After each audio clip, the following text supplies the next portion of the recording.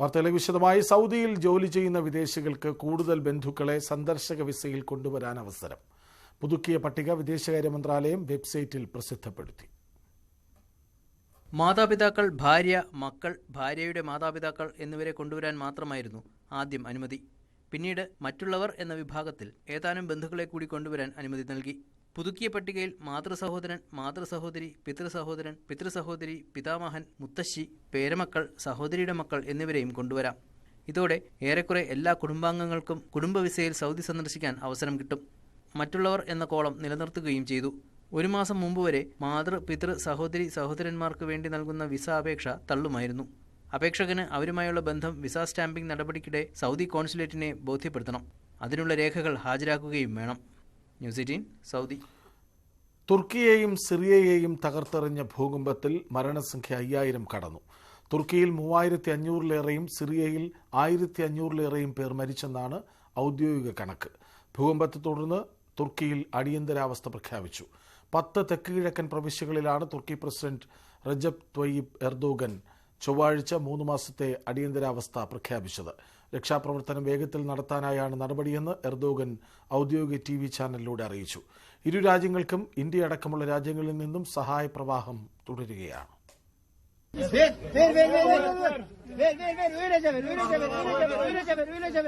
ഇന്നലെ പുലർച്ചെയുണ്ടായ ഭൂകമ്പത്തിൽ നിലം പതിച്ച തുർക്കി മലാത്തിയയിലെ കെട്ടിടാവശിഷ്ടങ്ങൾക്കിടയിൽ നിന്നും 3 വയസ്സുകാരനെ രക്ഷപ്പെടുത്തുന്ന ദൃശ്യങ്ങളാണിത്. ജീവനോടെ നിരവധി പേരെ രക്ഷപ്പെടുത്താൻ കഴിയുന്നത് രക്ഷാപ്രവർത്തകർക്ക് ആശ്വാസം നൽകുന്നുണ്ടെങ്കിലും തുടർചലനങ്ങൾ ആശങ്ക നിറയ്ക്കുകയാണ്.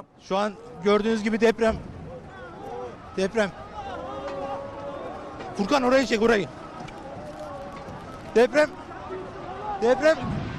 Deprem meydana geldi şu anda. Şu anda deprem meydana geldi. Kayıtta mısın? തുർക്കിയിലും സിറിയയിലും മരണസംഖ്യ 20,000 കടന്നേക്കുമെന്നാണ് ലോകാരോഗ്യ സംഘടനയുടെ പ്രതികരണം. തുർക്കിയിൽ സർക്കാർ സംവിധാനങ്ങളും രാജ്യാന്തര സന്നദ്ധ സംഘടനകളുടെയും നേതൃത്വത്തിൽ രക്ഷാപ്രവർത്തനം കാര്യമായി പുരോഗമിക്കുന്നുണ്ട്.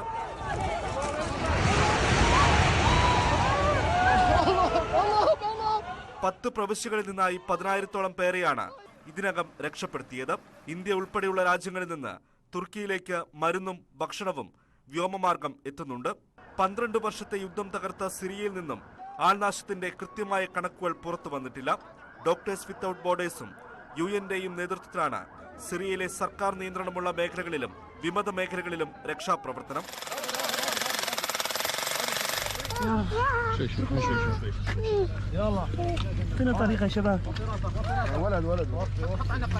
നൂറുകണക്കിന് കുടുംബങ്ങൾ ഇപ്പോഴും പല മേഖലകളിലും കുടുങ്ങിക്കിടക്കുന്നുണ്ടെന്ന് വിമതർ തന്നെ വ്യക്തമാക്കി. ആലപ്പോ, ഹമ, ലറ്റാക്കിയ, ഇദ്ലിബ് മേഖലകളിലാണ് സിറിയയിൽ ഭൂകമ്പം കനത്ത നാശം വിതച്ചത്. International desk, news 18. ഭൂകമ്പം നാശം വിതച്ച തുർക്കിയിലേക്കും സിറിയയിലേക്കും സഹായഹസ്തവുമായി UAE 50 മില്യൺ ദിർഹം മൂല്യമുള്ള അടിയന്തര മാനുഷിക സഹായം ഇരു രാജ്യങ്ങളിലും എത്തിക്കും. UAE വൈസ് പ്രസിഡന്റും പ്രധാനമന്ത്രിയും ദുബായ് ഭരണാധികാരിയുമായ Sheikh Mohammed bin Rashid Al മക്തൂമാണ് സഹായം പ്രഖ്യാപിച്ചത്. UAE ദുരിതമനുഭവിക്കുന്ന സമൂഹത്തിന് ഒപ്പം നിൽക്കുമെന്നും സഹായം നൽകുന്നത് തുടരുമെന്നും ഷെയ്ഖ് മുഹമ്മദ് പറഞ്ഞു. ഭൂകമ്പത്തിൽ തകർന്ന തുർക്കിയിലേക്ക് സഹായവുമായി പോകുന്ന ഇന്ത്യൻ വിമാനത്തിന് പാകിസ്ഥാൻ ആകാശ അനുമതി നിഷേധിച്ചു. അടിയന്തര സഹായവുമായി പോകുന്ന NDRF ജെറ്റ് വിമാനങ്ങളെയാണ് ആകാശ അതിർത്തിയിൽ വിലക്കിയത്. Relief and rescue team, dog സ്ക്വാഡുകൾ, മരുന്നുകൾ എന്നിവയുമായാണ് ജെറ്റ് വിമാനങ്ങൾ തുർക്കിയിലേക്ക് പറക്കുന്നത്. സാധാരണഗതിയിൽ പാകിസ്ഥാന്റെ വ്യോമ അതിർത്തി കടക്കാൻ ഇന്ത്യൻ കാർഗോ വിമാനങ്ങൾക്ക് അനുമതിയില്ല. എന്നാൽ തുർക്കിയിലെ പ്രത്യേക സാഹചര്യം കണക്കിലെടുത്താണ് പെട്ടെന്ന് സഹായം എത്തിക്കാനായി പാകിസ്ഥാനിലൂടെ പറക്കാൻ NDRF വിമാനം അനുമതി തേടിയത്. എന്നാൽ പാകിസ്ഥാൻ അത് നിഷേധിച്ചതിനാൽ C-17 വിമാനത്തിന് കൂടുതൽ ദൂരം സഞ്ചരിച്ച് തുർക്കിയിലേക്ക് പോകേണ്ടി വന്നു. ChatGPT പോലുള്ള പുതിയ നിർമ്മിത ബുദ്ധി സാങ്കേതിക വിദ്യകളെക്കുറിച്ച് പഠിക്കാൻ UAE മന്ത്രിസഭായോഗത്തിന്റെ നിർദ്ദേശം. സാങ്കേതിക വിദ്യകൾ സർക്കാരിന് എങ്ങനെ സുരക്ഷിതമായി ഉപയോഗിക്കാമെന്ന് പഠിക്കാനാണ് നിർദ്ദേശം. വിദ്യാഭ്യാസം, ആരോഗ്യം, മാധ്യമങ്ങൾ, മറ്റു മേഖലകൾ എന്നിവയിൽ ഇത്തരം സാങ്കേതിക വിദ്യകൾ ചെലുത്തുന്ന സ്വാധീനവും പഠിക്കണം. നിർമ്മിത ബുദ്ധി സാങ്കേതിക വിദ്യകളുടെ ഉപയോഗത്തിലൂടെ ജോലിയുടെ കാര്യക്ഷമത വർദ്ധിപ്പിക്കുന്നതിനുള്ള നയത്തിനും മന്ത്രിസഭ അംഗീകാരം നൽകി. സൈബർ ആക്രമണങ്ങൾ നേരിടാൻ ദേശീയ സമിതി രൂപീകരിക്കാനും UAE വൈസ് പ്രസിഡന്റും പ്രധാനമന്ത്രിയും ദുബായ് ഭരണാധികാരിയുമായ Sheikh Mohammed bin Rashid Al Maktoum നിർദ്ദേശം നൽകി. ഇന്ത്യ പിന്തുടരുന്ന വിദ്യാഭ്യാസത്തിൽ മാറ്റം വേണമെന്ന് അബുദാബിയിലെ മലയാളി ഡോക്ടർ ഡാനിഷ് സലീം. നിർമ്മിത ബുദ്ധി ഉപയോഗിച്ച് പ്രവർത്തിക്കുന്ന സാങ്കേതിക വിദ്യകളും നൂതനാശയങ്ങളും ലോകമാകെ മാറ്റം വരുത്തുന്ന ഒരു കാലത്താണ് ജീവിക്കുന്നതെന്ന് നമ്മൾ ഓർക്കണം. ആരെയും അത്ഭുതപ്പെടുത്തുന്ന അത്തരമൊരു പഠന കേന്ദ്രത്തെ നമുക്ക് പരിചയപ്പെടാം. കുട്ടികൾക്കുള്ള കോഡിംഗ് ക്ലാസുകൾ, ആർട്ടിഫിഷ്യൽ ഇന്റലിജൻസ് അഥവാ നിർമ്മിത ബുദ്ധി, സ്മാർട്ട് ഉപകരണങ്ങളുടെ വെർച്വൽ റിയാലിറ്റി, ഡാറ്റാ സയൻസ് തുടങ്ങി ദൈനംദിന ജീവിതത്തിന് ആവശ്യമാകുന്ന വിവിധ ക്ലാസുകളാണ് ഡോഗ് സ്റ്റൈലുള്ളത്. നിർമ്മാണ രീതികൾ അടുത്തറിയുവാനും ലോകം മാറുന്നതനുസരിച്ച് നമ്മുടെ കുട്ടികൾ മാറണമെന്നുമാണ് ഡോക്ടർ ഡാനിഷ് സലീം പറയുന്നത്. അതിനാൽ ഇന്ത്യയിലെ വിദ്യാഭ്യാസ സമ്പ്രദായം മാറേണ്ടതുണ്ട്. എന്താണോ ബുക്കിൽ എഴുതിയിരിക്കുന്നത് അല്ലെങ്കിൽ എന്താണോ ടീച്ചർ പറഞ്ഞു തരുന്നത് അതാണ് കുട്ടികളെ കൊണ്ട് പഠിപ്പിക്കുന്നതും അതുപോലെ പറഞ്ഞു കൊടുക്കുന്നതും. അല്ലാതെ കൂടുതലായിട്ട് പുതുതായിട്ട് ചിന്തിക്കാനോ മറ്റുള്ളവരെ പഠിപ്പിക്കാനോ ഉള്ള ഒരു രീതിയിലല്ല. അവരെ വളർത്തിയെടുക്കുന്നതോ അവരെ ക്രിയേറ്റ് ചെയ്യുന്നതോ ഒന്നും ഈ രീതിയിലല്ല. പലതരത്തിലുള്ള ടെക്നോളജികൾ പുതുതായിട്ട് വന്നിട്ടുണ്ട്. അതിനെക്കുറിച്ചൊന്നും കുട്ടികൾക്ക് പഠിക്കുന്നില്ല. രജിസ്റ്റേർഡ് ആരോഗ്യ വിദഗ്ധർ പാലിക്കേണ്ട നിയമങ്ങളും എഴുത്തുപരീക്ഷയുടെ പരിശീലനവും ഇവിടെയുണ്ട്. UAEയിലെ സ്കൂളുകളിൽ പഠിക്കുന്ന കുട്ടികൾക്ക് സ്കോളർഷിപ്പിലൂടെയാണ് ക്ലാസ് നൽകുന്നത്. ഓൺലൈനിലും ക്ലാസുകൾ ലഭ്യമാണ്. അബുദാബി ഇലക്ട്ര സ്ട്രീറ്റിലെ അൽറീം പ്ലാസയിലാണ് ലേണിംഗ് സെന്റർ പ്രവർത്തിക്കുന്നത്. UAEയിലെ പ്രമുഖ ബിസിനസ് സ്ഥാപനമായ അൽസാബിയുമായി സഹകരിച്ചാണ് ഡോഗ്സ്റ്റോ സിലബസ് വികസിപ്പിച്ചെടുത്തത്. News 18 Abu Dhabi. ദുബായിൽ all Kerala gulf Malayali association സംഘടിപ്പിച്ച യുവജനോത്സവം സമാപിച്ചു. വിവിധ മത്സരങ്ങളിലായി 200ഓളം കുട്ടികൾ പങ്കെടുത്തു.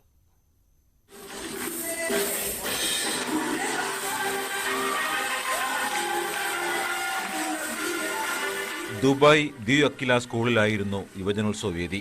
വിവിധ ഇനങ്ങളിലായി 200ഓളം കുട്ടികൾ മാറ്റുരച്ചു.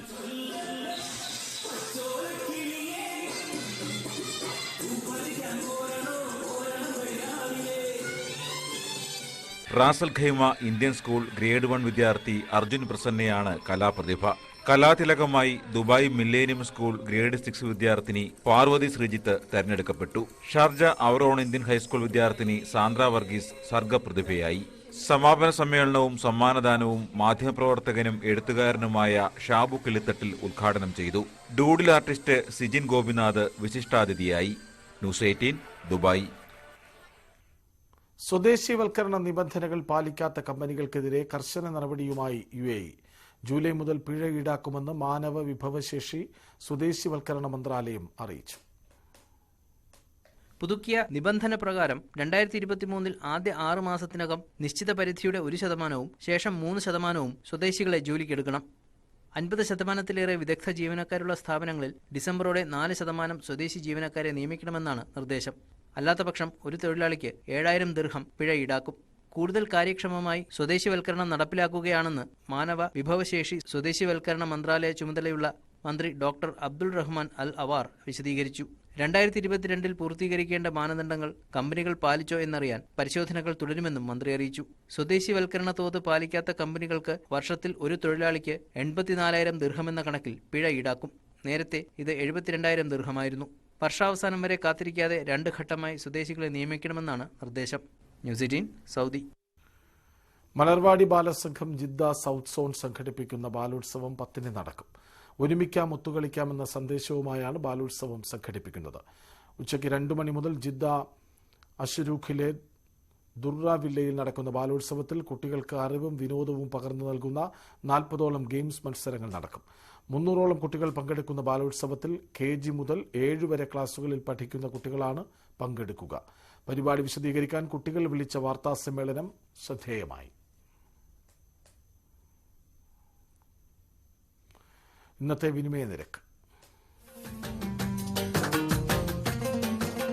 UAE ദിർഹം 22 രൂപ 57 പൈസ, സൗദി റിയാൽ 22 രൂപ 10 പൈസ, കുവൈറ്റ് ദിനാർ 271 രൂപ 20 പൈസ, ഖത്തറി റിയാൽ 22 രൂപ 77 പൈസ, ഒമാനി റിയാൽ 215 രൂപ 68 പൈസ, ബഹ്റൈനി ദിനാർ 220 രൂപ 49 പൈസ.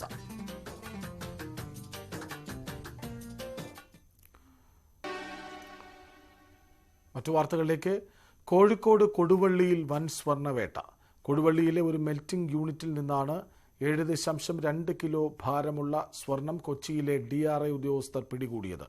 പിടിച്ചെടുത്ത സ്വർണത്തിന് ഏകദേശം 4,11 ലക്ഷം രൂപ വില വരും. കേരളത്തിലെ വിവിധ വിമാനത്താവളങ്ങൾ വഴി കോമ്പൗണ്ട് രൂപത്തിലാക്കി കടത്തുന്ന സ്വർണം ഇവിടെ എത്തിച്ച് വേർതിരിച്ചെടുക്കുകയായിരുന്നു. മലപ്പുറം സ്വദേശികളായ റഷീദ്, റഫീഖ്, കൊടുവള്ളി സ്വദേശികളായ ജയഫർ, മഹിമ ജ്വല്ലറി ഉടമ മുഹമ്മദ് എന്നിവരാണ് അറസ്റ്റിലായത്. മംഗലാപുരം ബെൽത്തങ്കടിയിൽ PV അൻവർ MLAയുടെ ക്രഷർ യൂണിറ്റ് പ്രവർത്തിക്കുന്ന ഭൂമി കർണാടക സർക്കാരിൻ്റേതെന്ന് രേഖകൾ. 2.5 കോടി രൂപയ്ക്ക് അൻവർ വാങ്ങിയ ഭൂമിയിലാണ് ക്രഷർ പ്രവർത്തിക്കുന്നതെന്ന് ക്രൈംബ്രാഞ്ച് റിപ്പോർട്ട് തട്ടിപ്പെന്ന് വ്യക്തമായി. കർണാടക സർക്കാരിൽ നിന്ന് പാട്ടത്തിനെടുത്ത ഭൂമി ചൂണ്ടിക്കാട്ടിയാണ് അൻവർ 50 ലക്ഷം തട്ടിയെടുത്തത് എന്നാണ് രേഖകൾ വ്യക്തമാക്കുന്നത്. News 18 investigation.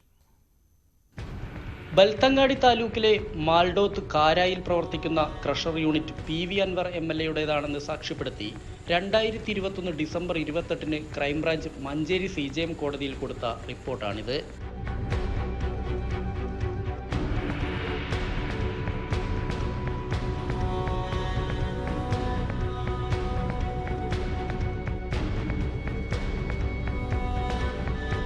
കാസർഗോഡ് സ്വദേശി K ഇബ്രാഹിമിൽ നിന്ന് 2011 നവംബറിൽ അൻവർ 2.5 കോടിക്ക് വാങ്ങിച്ചതാണ് crusher നിൽക്കുന്നതുൾപ്പെടെ 26 acre സ്ഥലമെന്നും crime branch റിപ്പോർട്ടിലുണ്ട്.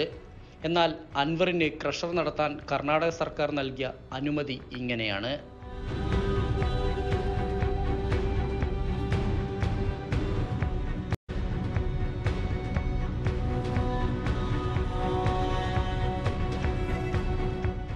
മാൽഡോത്തുള്ള 1 acre 60 saint സ്ഥലം PV അൻവറിന് ക്രഷർ നടത്താൻ പാട്ടവ്യവസ്ഥയിൽ നൽകിയതാണെന്ന് ദക്ഷിണ കന്നഡ ജില്ലാ സ്റ്റോൺ ക്രഷർ അതോറിറ്റി ചെയർമാൻ നൽകിയ ഉത്തരവിലുണ്ട്.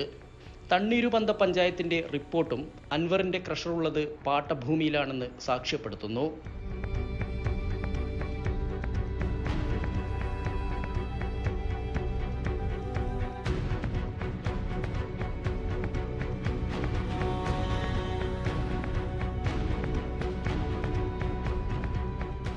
തുർക്കളിയെ ക്രഷർ യൂണിറ്റ് നടത്തിയിരുന്നത് K ഇബ്രാഹിമായിരുന്നു. പിന്നീട് KE സ്റ്റോൺ ക്രഷർ എന്ന പേരിൽ PV അൻവർ MLA ഭൂമി പാട്ടത്തിനെടുക്കുകയായിരുന്നു. ഈ ക്രഷർ യൂണിറ്റ് കാണിച്ചാണ് അൻവർ മലപ്പുറം സ്വദേശി നടുത്തൊടി സലീമിൽ നിന്ന് 50 ലക്ഷം തട്ടിയത്. അൻവറിന് അനുകൂലമായി റിപ്പോർട്ട് തയ്യാറാക്കിയത് ക്രൈംബ്രാഞ്ച് മലപ്പുറം DYSP ആയിരുന്ന വിക്രമന്റെ നേതൃത്വത്തിലാണ്. കർണാടക സർക്കാരിന്റെ ഭൂമി തന്റെ ഭൂമിയാണെന്ന് കാണിച്ചാണ് PV അൻവർ MLA തട്ടിപ്പ് നടത്തിയത്. MLAയുടെ തട്ടിപ്പിന് ക്രൈംബ്രാഞ്ചും കൂട്ടുനിന്നുവെന്നതിന്റെ തെളിവുകളാണ് ഇപ്പോൾ പുറത്തു വന്നിരിക്കുന്നത്. S Vinesh Kumar, news 18 Kozhikode. വിദഗ്ധ ചികിത്സയ്ക്കായി മുൻ മുഖ്യമന്ത്രി ഉമ്മൻചാണ്ടിയെ നാളെ ബംഗളൂരുവിലേക്ക് മാറ്റിയേക്കും. എയർ ആംബുലൻസിലാണ് ബംഗളൂരുവിലേക്ക് കൊണ്ടുപോവുക. ന്യൂമോണിയ ബാധിച്ച് നെയ്യാറ്റിൻകര നിംസിൽ കഴിയുന്ന ഉമ്മൻചാണ്ടിയുടെ ആരോഗ്യനില തൃപ്തികരമാണ്. ആരോഗ്യമന്ത്രി വീണ ജോർജ് ഉമ്മൻചാണ്ടിയെ സന്ദർശിച്ചു. ആരോഗ്യമന്ത്രി വീണ ജോർജ് രാവിലെ നെയ്യാറ്റിൻകരയിലെ സ്വകാര്യ ആശുപത്രിയിലെത്തി ഉമ്മൻചാണ്ടിയെ സന്ദർശിച്ചു. കുടുംബാംഗങ്ങളുമായും ഡോക്ടർമാരുമായും വീണ കൂടിക്കാഴ്ച നടത്തി. മുഖ്യമന്ത്രിയുടെ നിർദ്ദേശപ്രകാരമായിരുന്നു സന്ദർശനം. CM അദ്ദേഹത്തിന്റെ കുടുംബാംഗങ്ങളുമായി സംസാരിച്ചിരുന്നു, മകനുമായി ഫോണിൽ സംസാരിച്ചിരുന്നു. അതിൻ്റെ അടിസ്ഥാനത്തിലാണ് CM നിർദ്ദേശത്തിൻ്റെ അടിസ്ഥാനത്തിലാണ് ഞാൻ ഇന്ന് അദ്ദേഹത്തെ ഹോസ്പിറ്റലിൽ വന്ന് സന്ദർശിച്ചു. അദ്ദേഹത്തിൻ്റെ മകളെ കണ്ടു. മറ്റ് ഇവിടെ അദ്ദേഹത്തെ ട്രീറ്റ് ചെയ്ത ഡോക്ടേഴ്സിനെയും കണ്ടിട്ടുണ്ട്. ഉമ്മൻചാണ്ടിക്ക് കേരളത്തിന് പുറത്ത് വിദഗ്ധ ചികിത്സ ലഭ്യമാക്കണമെന്നും ആവശ്യമെങ്കിൽ എയർലിഫ്റ്റ് ചെയ്യണമെന്നുമാണ് മകൾ അച്ചു ഉമ്മന്റെ ആവശ്യം. നിംസിലെ ഡോക്ടർമാരുമായി അച്ചു ഉമ്മൻ ചർച്ച നടത്തി. ന്യൂമോണിയ ഭേദമായ ശേഷം എയർലിഫ്റ്റ് ചെയ്യുന്ന കാര്യം പരിഗണനയിലുണ്ട്. ഉമ്മൻചാണ്ടിയുടെ ആരോഗ്യനില തൃപ്തികരമെന്നാണ് മെഡിക്കൽ ബുള്ളറ്റിൻ. വന്നപ്പോൾ ചെറിയ ശ്വാസം മുട്ടുണ്ടായിരുന്നു. ഇപ്പോൾ അതിനേക്കാളും ബെറ്റർ ആണ്. നമ്മൾ നോൺ ഇൻവേസീവ് വെന്റിലേഷൻ എന്ന് പറഞ്ഞ പ്രഷറിൽ ഓക്സിജൻ അകത്തേക്ക് കൊടുക്കുന്ന ആ ട്രീറ്റ്മെന്റും കൂടെ സ്റ്റാർട്ട് ചെയ്തിട്ടുണ്ട്. ഇപ്പോൾ ഇന്നത്തെ ഈ സിറ്റുവേഷനിൽ ആരോഗ്യനില തൃപ്തികരമാണ്. സന്ദർശകർക്ക് കർശന നിയന്ത്രണം ഏർപ്പെടുത്തിയിട്ടുണ്ട്. എങ്കിലും രാവിലെ മുതൽ കോൺഗ്രസ് നേതാക്കളും പ്രവർത്തകരും നിംസ് ആശുപത്രിയിലേക്ക് ഉമ്മൻചാണ്ടിയുടെ ആരോഗ്യ വിവരങ്ങൾ തേടിയെത്തുന്നുമുണ്ട്. ന്യൂസ് 18 തിരുവനന്തപുരം. അതിനിടെ മെഡിക്കൽ ബോർഡ് ഉമ്മൻചാണ്ടിയെ കണ്ടു. പ്രാഥമിക റിപ്പോർട്ട് സർക്കാരിന് സമർപ്പിക്കും. തിരുവനന്തപുരം മെഡിക്കൽ കോളേജ് ന്യൂറോളജി മേധാവി ഡോക്ടർ തോമസ് ഐപ്പിന്റെ നേതൃത്വത്തിൽ 6 സംഘം നെയ്യാറ്റിൻകര നിംസ് ആശുപത്രിയിലെത്തിയാണ് ഉമ്മൻചാണ്ടിയെ കണ്ടത്. പ്രതിപക്ഷ നേതാവ് വി ഡി സതീശൻ ചികിത്സയിലുള്ള ഉമ്മൻചാണ്ടിയെ സന്ദർശിച്ചു. നെയ്യാറ്റിൻകരയിലെ സ്വകാര്യ ആശുപത്രിയിലെത്തിയാണ് ഉമ്മൻചാണ്ടിയെ കണ്ടത്.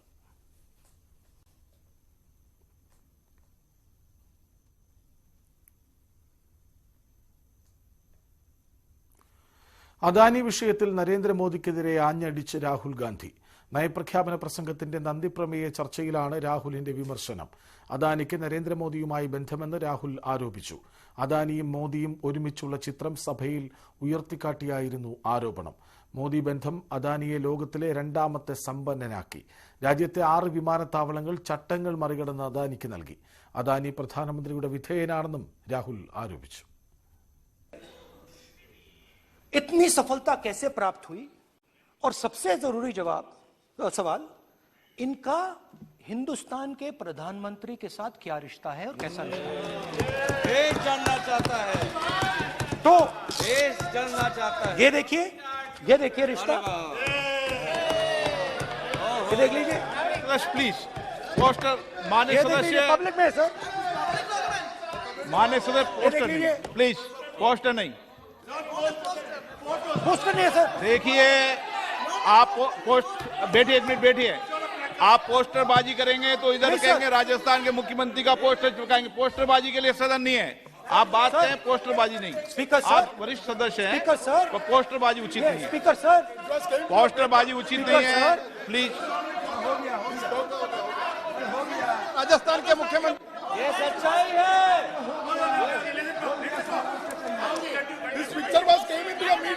चलिए, സെക്രട്ടേറിയറ്റ് മാർച്ചിലെ സംഘർഷത്തിൽ അറസ്റ്റിലായ യൂത്ത് ലീഗ് സംസ്ഥാന general secretary P K Firoz jail മോചിതനായി. ബജറ്റിനെതിരെ സമരത്തിലേക്ക് നീങ്ങുമെന്ന് പി കെ ഫിറോസ് പ്രതികരിച്ചു. മറ്റ് നേതാക്കളുമായി ആലോചിച്ച് കളക്ടറേറ്റ്, സെക്രട്ടേറിയറ്റ് മാർച്ച് ഉൾപ്പെടെ നടത്തുമെന്നും അദ്ദേഹം പറഞ്ഞു. സർക്കാർ വിചാരിക്കുന്നത് സമരത്തെ അടിച്ചമർത്താൻ ലാത്തിചാർജ് നടത്തി ലോക്കപ്പിലടച്ച് സമരത്തെ അടിച്ചമർത്താൻ സാധിക്കുമെന്നാണ്. എന്നാൽ അത്തരം അടിച്ചമർത്തലുകൾ കൊണ്ട് സമരം അവസാനിപ്പിക്കാൻ ഞങ്ങൾ ആഗ്രഹിക്കുന്നില്ല. അതിശക്തമായ സമരങ്ങളുമായി വരും ദിവസങ്ങളിൽ ബജറ്റിൽ ജനവിരുദ്ധമായ നയങ്ങൾ പിൻവലിക്കുന്നതുവരെയുള്ള സമര പോരാട്ടത്തിന് യൂത്ത് ലീഗ് ഉൾപ്പെടെയുള്ള യുവജന സംഘടനകൾ ശക്തമായ സമരങ്ങൾക്ക് നേതൃത്വം കൊടുക്കും. സംസ്ഥാനത്തെ മറ്റ് സഹഭാരവാഹികളുമായി കൂടിയാലോചിച്ച് പ്രത്യക്ഷ സമരം, കലക്ട്രേറ്റ് മാർച്ചും അതുപോലെ തന്നെ സെക്രട്ടേറിയറ്റ് മാർച്ചും ഉൾപ്പെടെയുള്ള വിവിധ സമര രീതികൾ സംസ്ഥാന ഭാരവാഹികളുമായി കൂടിയാലോചിച്ച് പ്രഖ്യാപിക്കും. ISLൽ പ്ലേ ഓഫ് സാധ്യതകൾ സജീവമാക്കി കേരള ബ്ലാസ്റ്റേഴ്സ്. ചെന്നൈയിൻ FCയെ 2-1 തോൽപ്പിച്ചു. 2ാം മിനിറ്റിൽ എൽ ഖയാത്തിയുടെ ഗോളിൽ ചെന്നൈയിനാണ് ആദ്യം മുന്നിലെത്തിയത്. 38ാം മിനിറ്റിൽ അഡ്രിയാൻ ലൂണ ബ്ലാസ്റ്റേഴ്സിന് ഒപ്പമെത്തിച്ചു. 64ാം മിനിറ്റിൽ മലയാളി താരം KP രാഹുൽ വിജയ ഗോളടിച്ചു. കൊച്ചിയിൽ ബ്ലാസ്റ്റേഴ്സിന്റേത് തുടരെ 6ാം ജയമാണ്. വിജയത്തോടെ പോയിന്റ് പട്ടികയിൽ 3ാം സ്ഥാനം നിലനിർത്തി ബ്ലാസ്റ്റേഴ്സ്. ഗൾഫ് 18 പൂർണ്ണമാകുന്നു. നമസ്കാരം.